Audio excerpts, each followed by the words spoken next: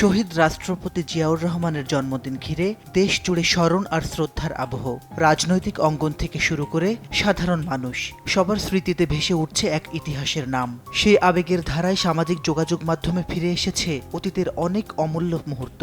তেমনি এক স্মৃতির জানালা খুলে দিয়েছেন দেশের প্রখ্যাত সঙ্গীত শিল্পী কনক চাপা। জিয়াউর রহমানের সঙ্গে তোলা 4 দশকের পুরনো একটি ছবি ভাগ করে নিয়েছেন এই সঙ্গীত শিল্পী।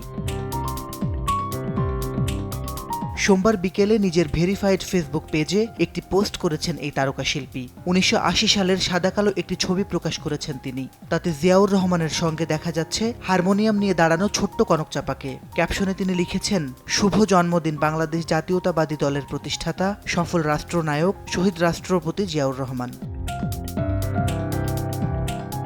স্মৃতিচারণ করে কনক চাপা জানান, জিয়াউর রহমান তার স্কুল মাদারটেক আব্দুল আজিজ উচ্চ বিদ্যালয় পরিদর্শনে এসেছিলেন। সেদিন তিনি স্কুলের বন্ধুদের সঙ্গে মিলে কিংবদন্তি সঙ্গীত শিল্পী শাহনাজ রহমাতুল্লাহর গাওয়া কালজয়ী গান প্রথম বাংলাদেশ আমার শেষ বাংলাদেশ, জীবন বাংলাদেশ আমার মরণ বাংলাদেশ গিয়ে শুনিয়েছিলেন জিয়াউর রহমানকে।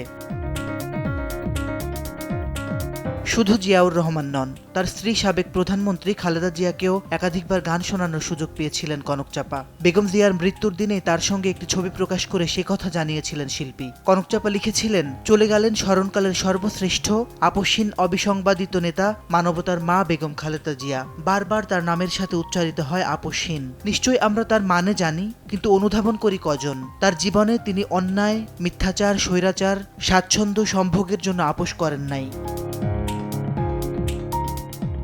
মাসিদ রানু, সময় সংবাদ, ঢাকা।